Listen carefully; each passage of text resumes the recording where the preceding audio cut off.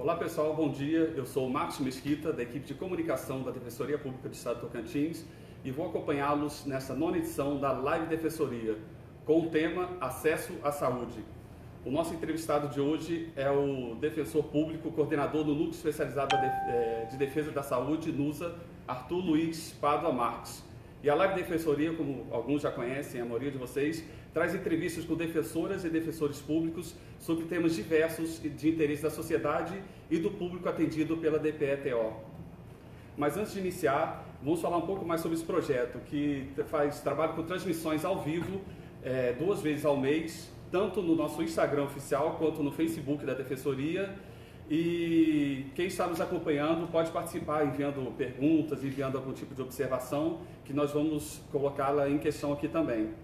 Elas serão todas respondidas ao longo da nossa conversa aqui com o Dr. Arthur, e todos podem compartilhar também esses conteúdos nas nossas redes sociais, no YouTube, seja no Instagram e no Facebook. Então vamos lá, quem está conosco aqui hoje, o Dr. Arthur, como nós falamos, que é o coordenador do Núcleo Especializado de Defesa da Saúde da Defensoria Pública, o NUSA, e vai tirar algumas dúvidas nossas sobre o acesso à saúde. Para iniciar, doutor Arthur, vamos falar sobre a questão da saúde municipal. Ontem o Núcleo, por meio dos senhores, fez uma vistoria na UPA Sul. Qual foi o cenário que vocês encontraram por lá?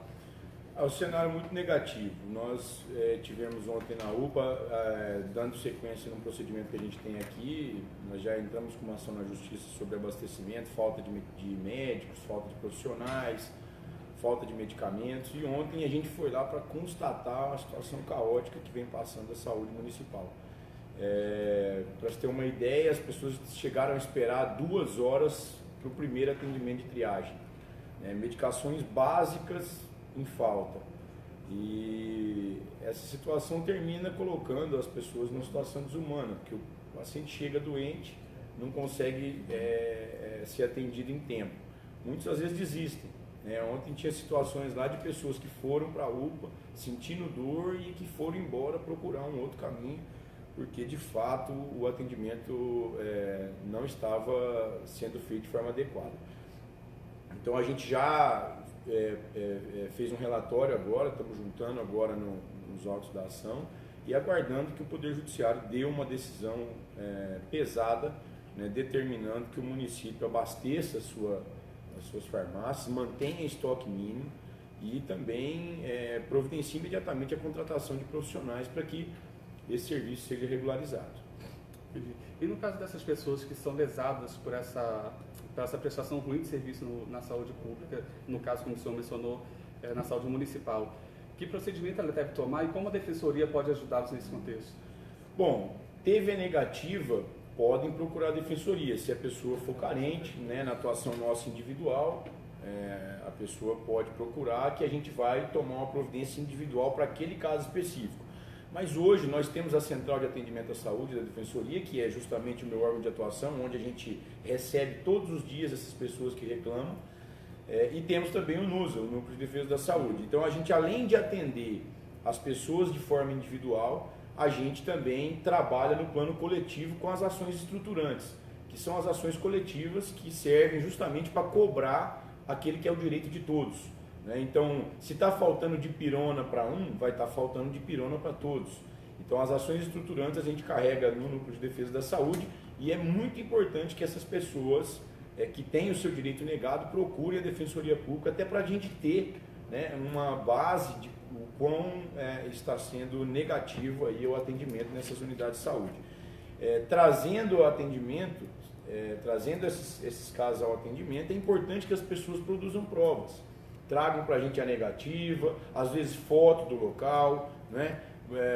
Ontem na UPA, por exemplo, a gente fez algumas fotos assim, de um número extenso de pessoas, sem cadeira para sentar, as pessoas na sala de primeiro atendimento, tomando ou um soro, uma medicação sentado, outras no chão.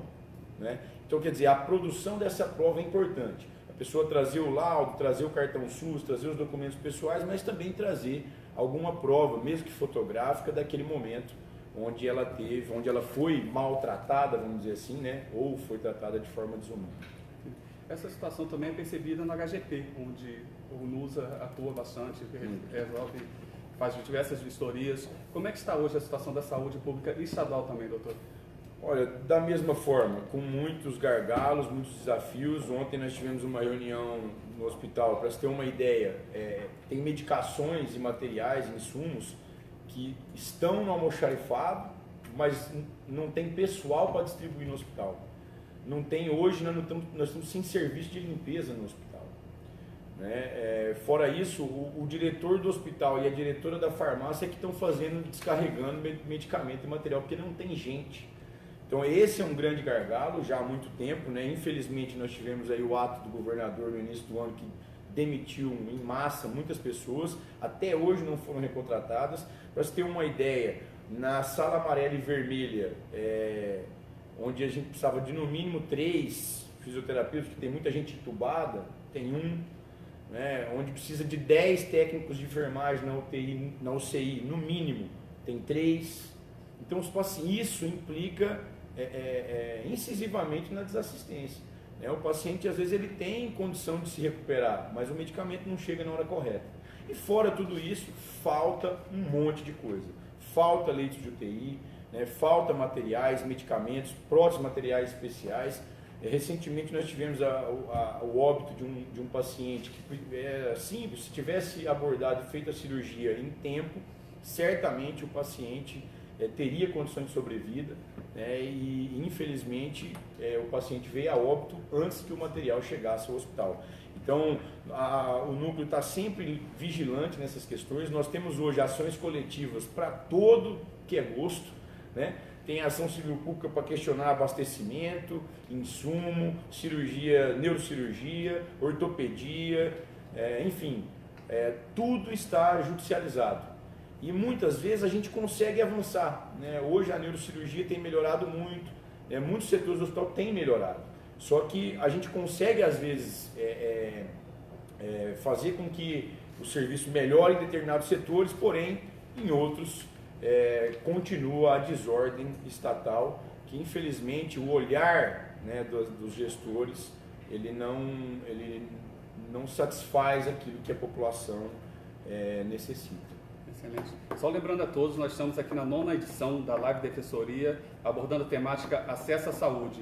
E conosco o defensor público, coordenador do Núcleo Especializado em Defesa da Saúde, da Defensoria Pública, NUSA, Dr. Arthur Luiz Pádua Marques. Convidamos todos a participar da nossa live. Já temos aqui a participação dos servidores Paulo Henrique, Arlindo Monteiro, Naira Pelizari e dos seguidores Fernando Alves, Mila Cerqueira e Eduarda Ribeiro. E um desses nossos participantes, morador de Palmas, ficou curioso em relação à condição da UPA Norte. Ela se encontra no mesmo quadro de caos e de desestrutura que a UPA Sul, como foi vistoriada agora no dia de ontem? Veja, a gestão das UPAs ela é a mesma, não é? O fato é que em uma região a gente pode ter mais pacientes ou mais demanda. Pela nossa experiência, do que a gente tem acompanhado, a UPA Sul é uma UPA com maior volume, né, de usuários. Então, naturalmente, ela tem um pouco mais de demandas. Na UPA Norte também tem demandas, né? Mas as demandas que chegam até a Defensoria de Reclamações são mais constantes na região sul. Entendi. Doutor, outro tema que a gente gostaria de abordar é em relação aos cuidados com a saúde que o SUS cobre. Quais são eles? De que maneira o SUS atua na saúde pública? Bom, o Sistema Único de Saúde ele é único e expansivo, né? É tudo. Todos têm direito, ele é universal, ele é gratuito, né? E ele é integral. Então, qual é o direito dessas pessoas? É a integralidade. O que é integralidade ao nosso sentido? Porque o conceito de integralidade, para muitos, se define como aquilo que tem nas listas do SUS. Então, o paciente teria direito apenas daquilo que é protocolo da rede. Nós defendemos que não.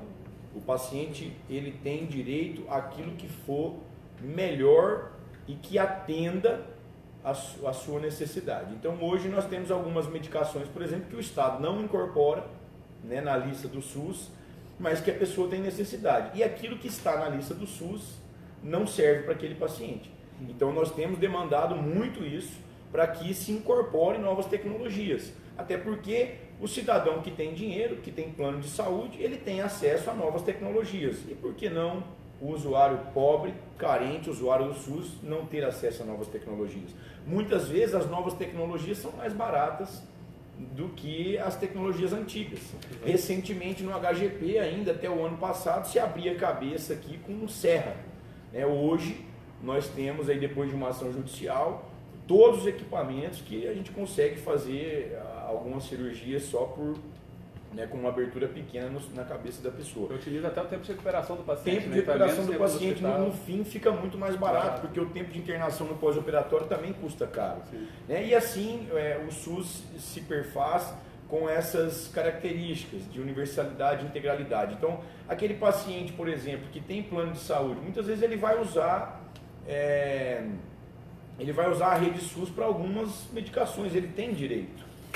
Não é porque ele muitas vezes tem condições financeiras que ele não vai ter acesso ao SUS, ele pode ter acesso ao SUS. Tanto que tem alguns serviços nas questões mais preventivas da saúde da família, as visitas domiciliares que as unidades de saúde da família fazem, elas fazem em todas as unidades. Risco, por exemplo, de mosquitos, doenças contagiosas, o SUS ele trabalha preventivamente para todos, indistintamente. É bem verdade que a grande massa que utiliza os serviços diários do SUS são as pessoas carentes. Sim. Em relação assim, aos recursos que chegam para o Sistema Único de Saúde, de onde eles vêm e como a população, de forma geral, pode contribuir na fiscalização dele?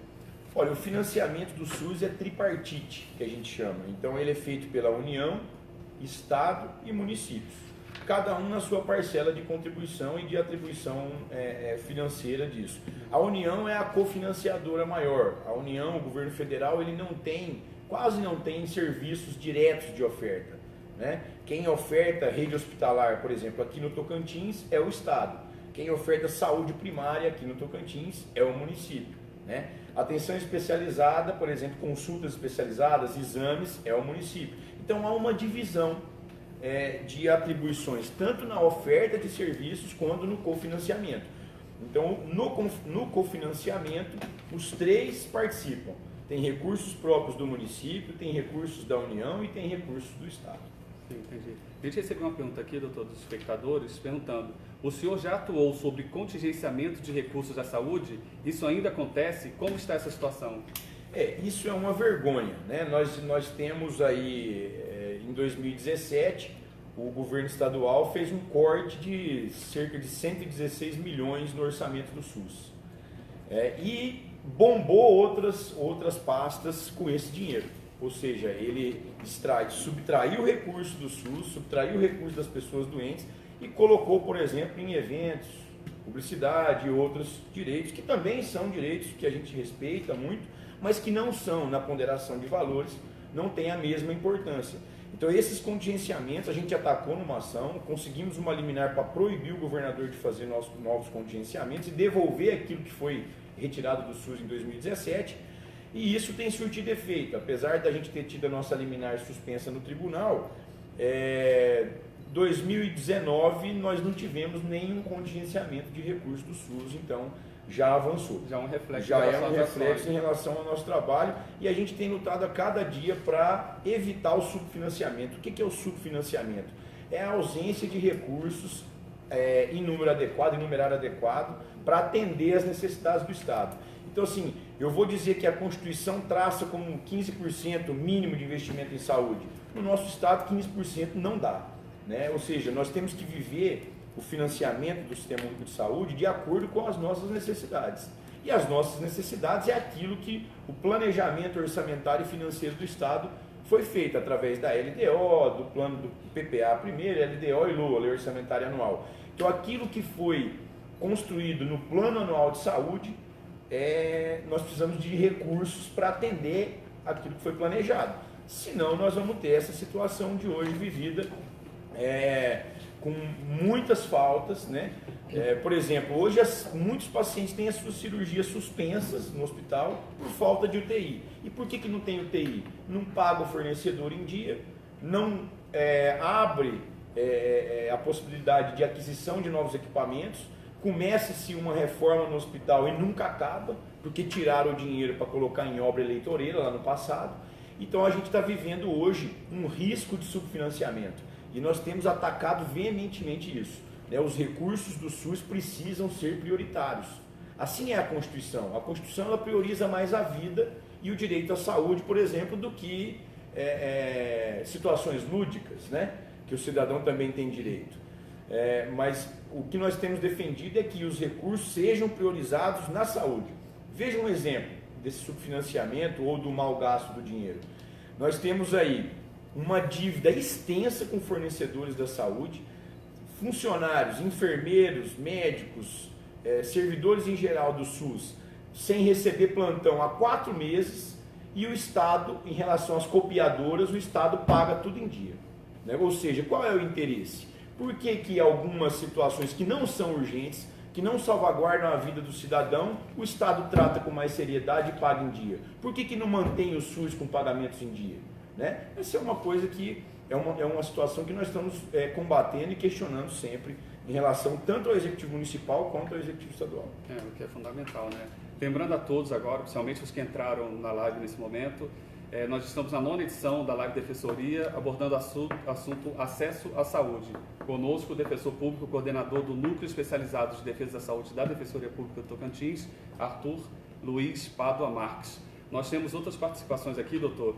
Aproveitamos para saudar os colegas servidores Nailane Castro e Tamira Maracaípe, o defensor público Fred Antunes, e os seguidores Gilmar Joelcio, MJ Godinhos, desculpe se estiver lido errado, Claudenir, Luzimária Dias, Albert Albuquerque, Jéssica Castro e Diego Souza, além da Nilza Coelho. E dentre outros espectadores, alguns mandaram uns comentários, uma denúncia, inclusive, e uma pergunta. Vou começar pelo comentário da Nailane, que é servidora aqui da casa, ela parabenizando, né, pela atuação que o senhor realiza em frente ao núcleo de saúde e que está assistindo, gostando bastante do conteúdo apresentado. A denúncia é de Luísa, lá de Florianópolis. Opa, desculpa, não, a Luísa, ela fala aqui que o posto da 409 Norte está sem médico, segundo ela. No horário de descanso do médico, os pacientes ficam aguardando. Até quando? Bom, hoje nós temos no município 9 unidades de saúde, 9 equipes de saúde sem médico, né? Então, o que está acontecendo? Para cobrir esses buracos, vamos dizer assim, o município tem feito algumas escalas e designado médicos para atender os furos, né? Onde está a falta. E agora, recentemente, estamos aguardando a liminar do Poder Judiciário, nós entramos com uma ação para obrigar o município a contratar médicos.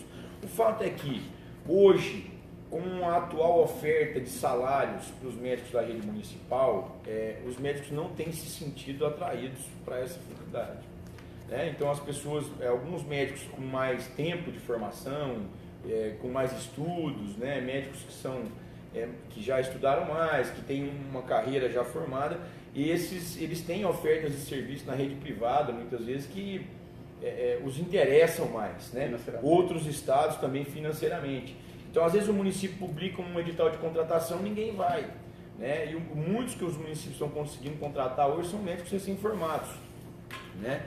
E os médicos recém-formados são médicos, obviamente, mas muitos ainda estão também na fase de estudos, fazendo residência, estudando para se formar melhor. Então, é uma demanda realmente que aqui no norte do país a gente ainda tem essa dificuldade. Realmente a questão remuneratória ela é um alerta, né? Outros locais pagam melhor, né? Isso é um fato, e isso tem feito com que algumas unidades de saúde fiquem sem esses profissionais. Entendi. Só me retificando aqui, a pergunta foi feita pela Fran Luísa, que está em Florianópolis e está nos assistindo mesmo à distância.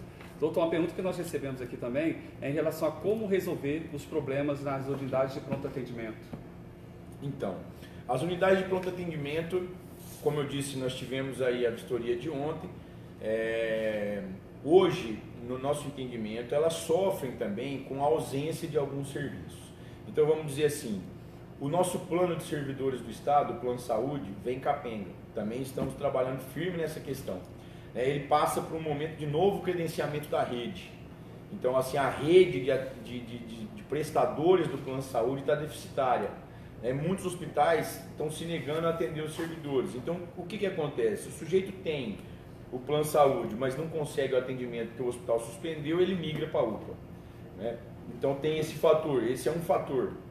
Outros fatores também existem, como, por exemplo, a falta de profissionais lá na unidade de saúde. A colega noticiou aí a falta de profissional na 409. Então, às vezes, como não tem médico lá, o sujeito corre para onde?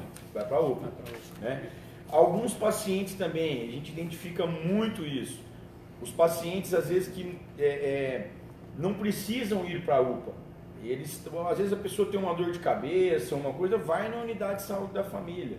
Ele não é paciente UPA, mas ele migra para a UPA. Então eu acredito que uma parte é a educação em direitos, que a gente faz muito aqui na Defensoria. Todo mundo que frequenta a Central de Atendimento à Saúde, a gente ensina ele, fala assim, olha, não, o seu problema é uma dor de cabeça, o seu problema você quer uma medicação, você não vai na UPA, você vai na unidade de saúde.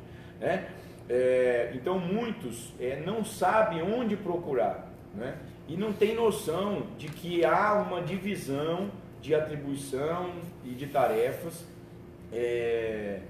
em cada unidade de saúde, seja ou a unidade de saúde da família ou a UPA. Então, eu acho que os problemas maiores assim, que refletem nessa superlotação são problemas sociais, às vezes de educação em direitos mesmo, ou então de deficiência em outros serviços, mas principalmente, fundamentalmente, a gestão, não deixar faltar as coisas, não deixar faltar profissionais, melhorar a remuneração, para atrair novos profissionais, manter abastecido o estoque dessas unidades. É comum, como eu disse ontem, na UPA, dipirona faltando, materiais, atadura faltando. Somos básicos, Somos básicos, atadura não pode ficar sem. Então, quer dizer, eu acho que a resolução do problema das unidades de pronto atendimento, eu acho que é uma gestão mais séria, uma gestão mais eficiente. Eu não consigo comprar determinado material ou o fornecedor não me entregou. Olha, você tem, a lei te dá mecanismos ao gestor para que ele mantenha essas unidades abastecidas. Infelizmente, aqui no Tocantins, a nossa gestão ela é temerária. Para você ter uma ideia, o município de Palmas, hoje ele vivencia dívida, assim como o Estado. O Estado deve milhões aos fornecedores. E o município agora também já está na casa dos milhões de dívida aos fornecedores. Ou seja, não estão priorizando a saúde. Pergunta se tem dívida nas copiadoras, nos contratos das copiadoras. Vocês viram aí, foi noticiado veementemente pela imprensa que os pagamentos são um dia. Se você for aí, às vezes, em contratos de locação e outros mais de interesse político, estão lá tudo em dia, mas na saúde, dívida. Então, uma hierarquização feita de forma errada. De forma errada. A opção do gestor aqui, infelizmente, é de forma errada. Vamos dar um exemplo em relação ao município. O município hoje, não somos contra a divulgação dos serviços municipais, das campanhas que devem ser feitas em televisão, em jornais, não somos contra. Porém, o município hoje está com a seguinte prática. Além dele fazer um evento e gastar uma fortuna no evento, ele vai lá e divulga o evento. Em vez dele convidar a pessoa para o evento, não, mas ele faz o evento e depois ele divulga. Ou seja, esse recurso é público, a fonte é a mesma, vem da mesma fonte. Todo o recurso público que vai para a saúde, que vai para a festa e evento, é o mesmo, é exatamente o mesmo. Então estão priorizando, infelizmente, situações que não têm a mesma importância ou a magnitude de importância que tem a saúde do cidadão brasileiro. A saúde não pode esperar, muitas não vezes. pode esperar. Ô, doutor, só retificar novamente, ao vivo é assim mesmo, de vez em quando tem umas confusões. Não tem problema. Foi a Fran quem está em Palmas e falou sobre essa questão da 409 Norte. Tá legal? A Luísa, sim, que é outra pessoa que está nos acompanhando aí na live e está curtindo Floripa no momento. Tá. Aproveitando e falar de novos seguidores, estamos aqui com o Thomas Jefferson, advogado, que está acompanhando a nossa live, importantíssima participação, seja bem-vindo. Cândida Montelo, Ramon Machado, além dos servidores Renan Freitas e Dilay. Tá legal? Nós tivemos aqui, doutor, o senhor falou sobre a questão do plano de saúde. Um dos questionamentos que foram entregues aqui, Qual é a avaliação do senhor em relação à mudança que foi anunciada por esse plano?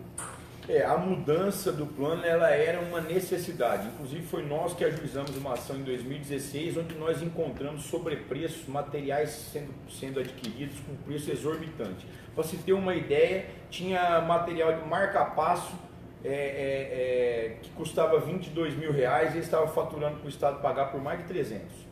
Uma cirurgia de um paciente que os materiais custavam 2 mil, faturava para o Estado pagar por 10 mil. Então aquela Unimed Centro-Oeste que esteve aqui operacionalizando o Plano de Saúde, aquilo é uma farsa e uma fraude. Graças a Deus que os Tocantins hoje não tem mais aquela empresa laborando aqui no cenário do Plano de Saúde.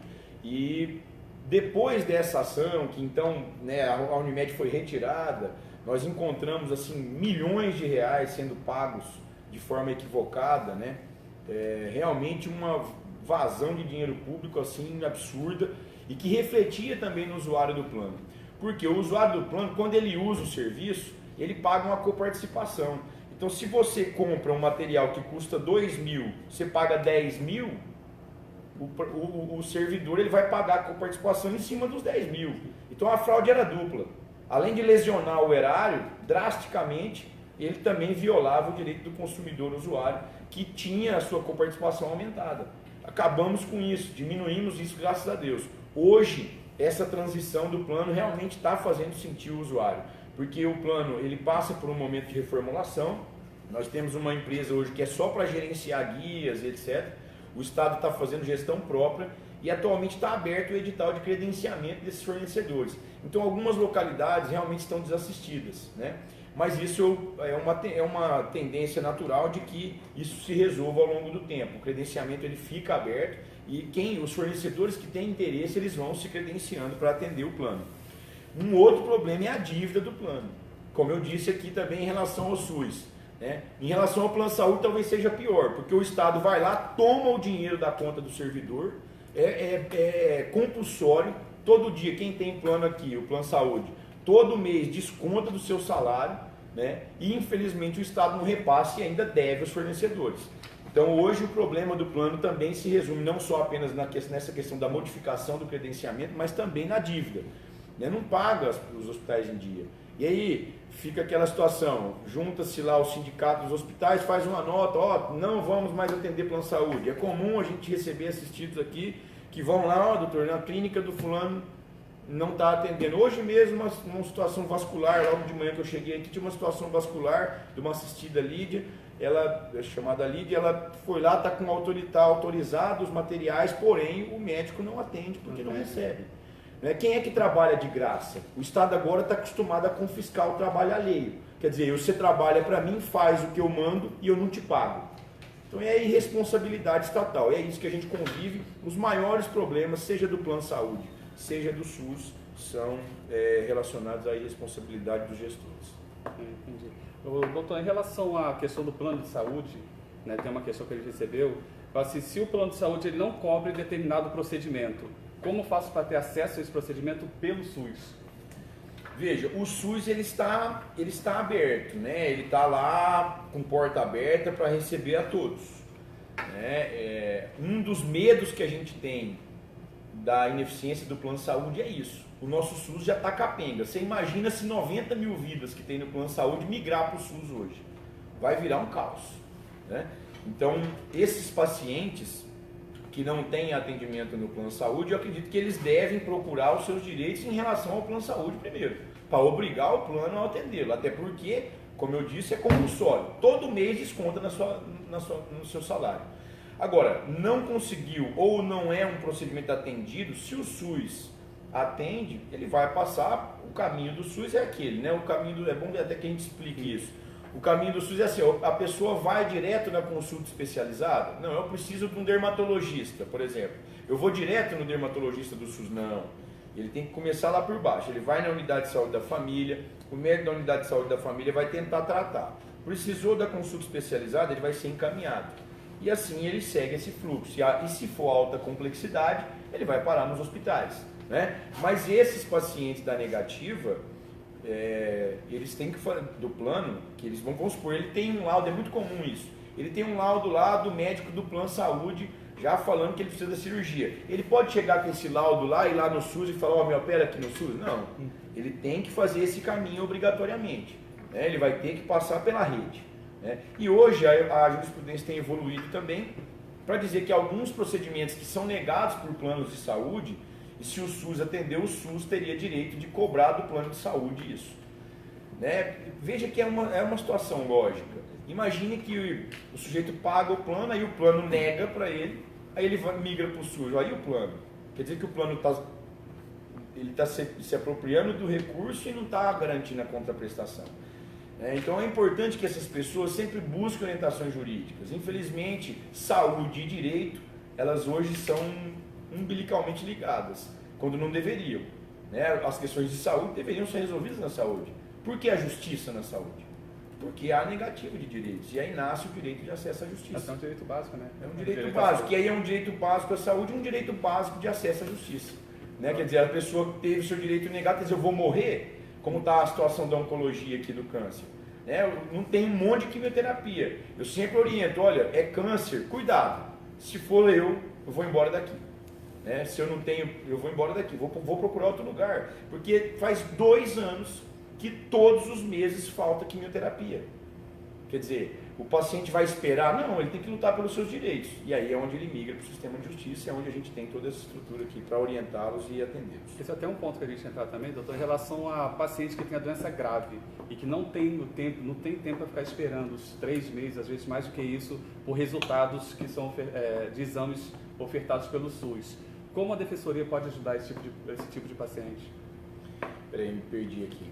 O paciente ele tem uma doença grave, ele está passando por esse caminho que é um caminho obrigatório, né, o senhor explicou, mas ele não tem tanto tempo assim, que nem se for casos oncológicos ou casos de doenças que exigem uma urgência maior, eles estão sendo privados desse encurtamento de caminho no bom sentido. Como que a defensoria pode ajudá-los a que tenha acesso mais rápido a um resultado de exame ou algum procedimento médico importante? Veja, eu costumo dar o exemplo do câncer, mas tem várias outras patologias, da neuro, por exemplo, as cardiopatias, né? Recentemente morreu lá um cardiopata, eu fui lá na UTI e conversei com ele. Ele estava lá esperando o material, o médico falou, se passar mais 2 dias ele vai morrer, doutor. E aí a família não procurou, a gente fez uma manifestação, tomamos providência, mas não deu tempo, né? Então assim, eu costumo falar o seguinte, o paciente da oncologia aqui, muitos, não estou dizendo que são todos, não estou generalizando, mas muitos deles, ele vai no hospital e chega lá e fala, não tem essa quimioterapia, ele é convidado a ir para casa. Aí ele é convidado a ir para casa ou esperar a metástase ou esperar o caixão, né? Então, para que ele não vá para casa esperar a metástase ou o caixão, a salvaguarda que ele tem é a justiça. Então ele deve urgentemente correr atrás do seu direito, trazer isso para a gente. Nós temos casos aqui, né, muitos casos que a gente, não vou dizer que a gente salvou vida, porque quem salva a vida é médico, né? É o profissional da área de saúde, mas que a gente conseguiu uma liminar importante, às vezes bloqueamos o dinheiro da conta do Estado e conseguimos entregar essa medicação para o paciente. Então ele não pode esperar, né? Esse convite que o Estado dá para ele morrer ou para ele esperar a metástase, ele deve combater, ele deve lutar contra. Afinal de contas, como dizia Rui Barbosa, né, o homem que não luta pelos seus direitos não merece viver.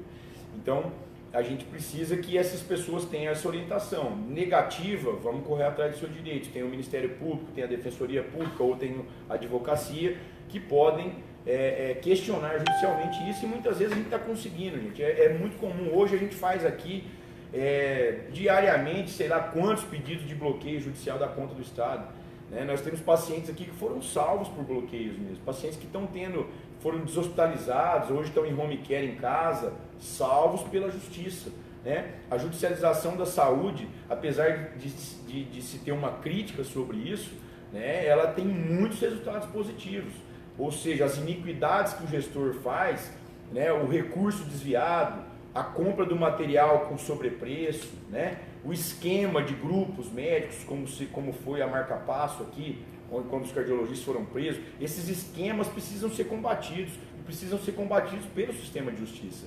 Né? Então essas pessoas elas têm que migrar. Olha, teve a negativa, é urgente, ela pode procurar às vezes um canal em outro estado, muitos correm para Barretos, tentam uma vaga em Barretos, tentam uma vaga em Goiânia. As pessoas elas no desespero, elas fazem de tudo.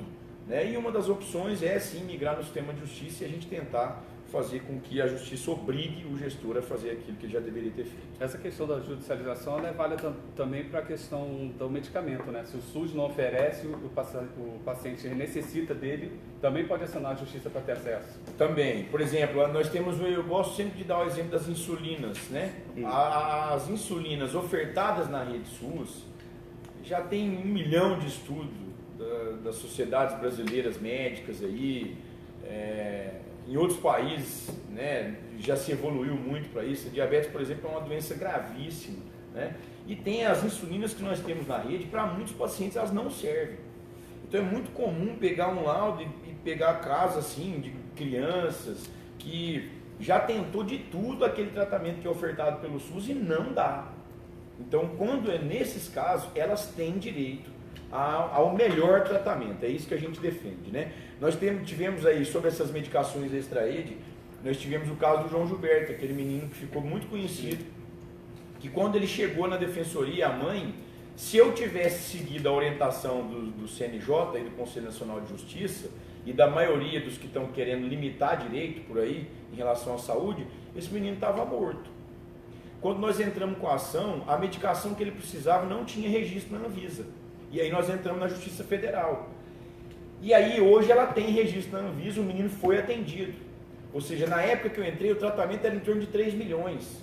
Ah, que absurdo, o SUS vai atender 3 milhões só para um paciente. Ah, e o dinheiro não dá. Questionamos, lutamos e hoje a medicação baixou o preço, conseguiu o registro na Anvisa, incorporou, ou seja, né, se a gente for nesse discurso restritivo, né, de direitos, muitos vão morrer, quando na verdade tem caminho. Muitas medicações não têm registro na Anvisa por interesse político, muitas medicações não são incorporadas no SUS por interesse político e econômico, né? Às vezes tem lobby de laboratórios por aí, né, que querem manter patente, vender medicação cara e não incorpora. As insulinas, até hoje eu não entendi como que depois de tantos anos de comprovação da eficácia das novas insulinas, até hoje o SUS não incorporou.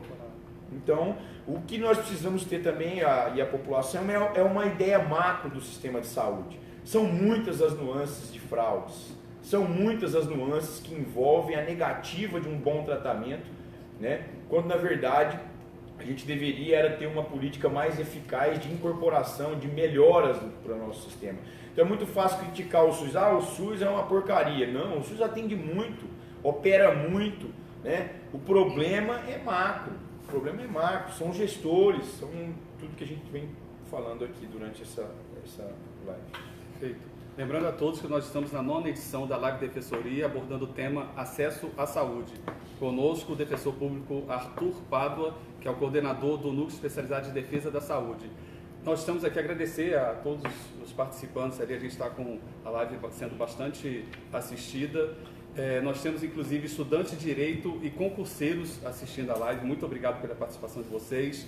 Nós temos aqui os seguidores Carlos Eduardo Lacerda, Marcelo Santos, Arleni Macedo, Raquel Dias, Marisa, Thalita Vieira e os servidores Luciana Molina, Francisco Carlos, o Chicão, e o pessoal do SISDEP, né, o Sindicato dos Servidores aqui do Judiciário.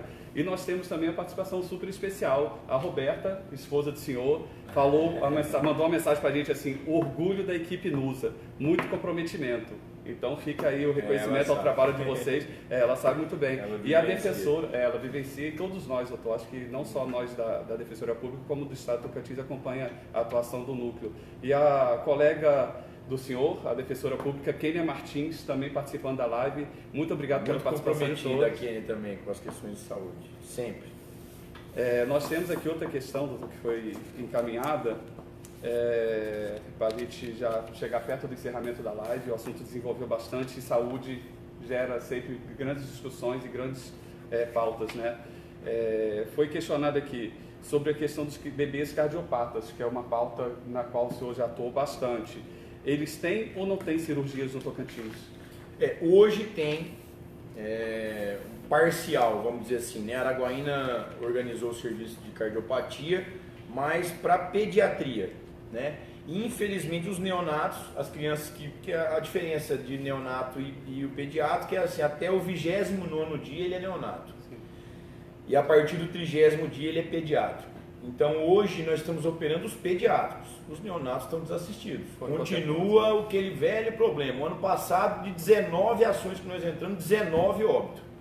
Ou seja, o paciente tem lá um diagnóstico de uma cirurgia urgente para já, urgência é logo, né? E aí ele espera 50 dias para ser atendido. Muitas vezes ele é levado aqui para outros estados de UTI, num preço caríssimo, né?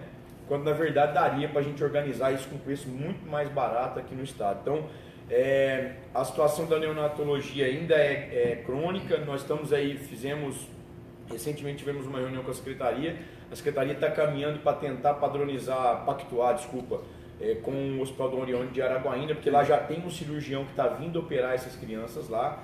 Então, Araguaína tem se tornado um centro, isso é muito legal, um centro de cirurgias pediátricas, tem uma equipe de cirurgiões pediátricos lá. O Estado precisa ampliar esses serviços lá em Araguaína, e esse médico que está vindo operar as cardiopatias congênitas, ele está vindo com uma proposta de montar uma equipe aqui. E quando nós entramos com essa ação em 2016, que a gente entrou com a ação para obrigar o Estado a organizar o serviço aqui, né? Muitos funcionários já tinham sido treinados para operar, o Estado já tinha gasto um dinheirão com essas equipes, né? E não estava funcionando, e não está ainda funcionando a contento. Mas na época a gente fez até um orçamento de quanto custava os instrumentais, um centro cirúrgico específico para isso, né? E assim, com o dinheiro de um paciente que a gente já bloqueou, dá para organizar e operar muita gente. Então é uma falta de administração, de gestão resolutiva, né? E, infelizmente essas crianças, muitos deles são crianças que vêm do interior. Às vezes o pré-natal já não foi muito bem feito, a criança já chega num estado crônico, né? Então essa questão do pré-natal é uma outra questão muito importante, assim, que a gente tem dialogado muito com os colegas do interior, para a gente cobrar mesmo, porque muitas patologias elas podem ser diagnosticadas ainda no ventre materno, e a cardiopatia congênita é uma delas.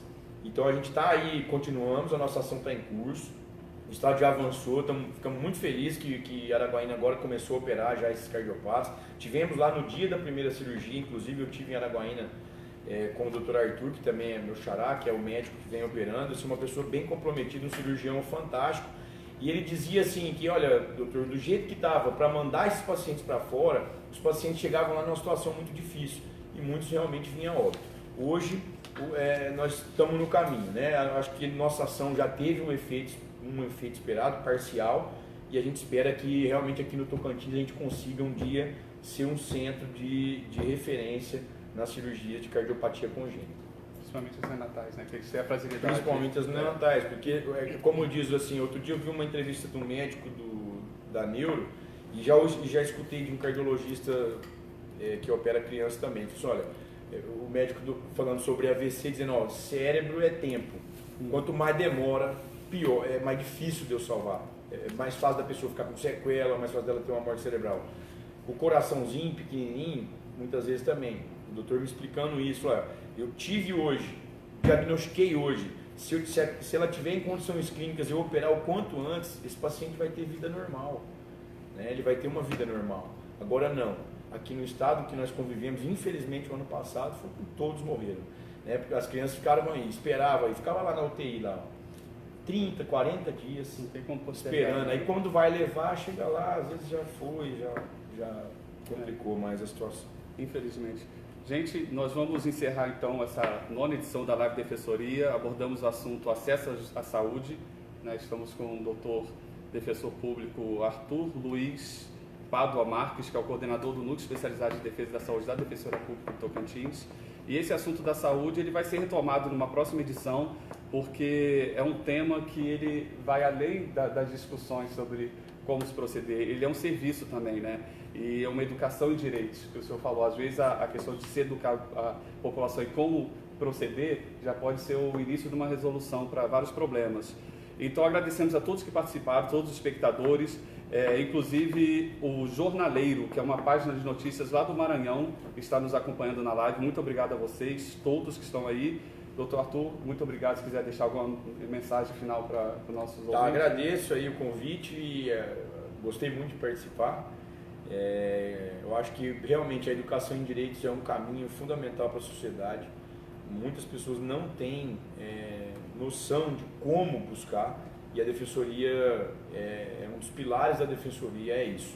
A gente está aqui de portas abertas. Nós temos hoje a Central de Atendimento de Saúde, o CAIS, né, que a gente atende das 8 às 17, um atendimento especializado. É importante que as pessoas entendam que os laudos precisam ser bem feitos, né, a prova tem que ser bem feita para que a gente oriente bem.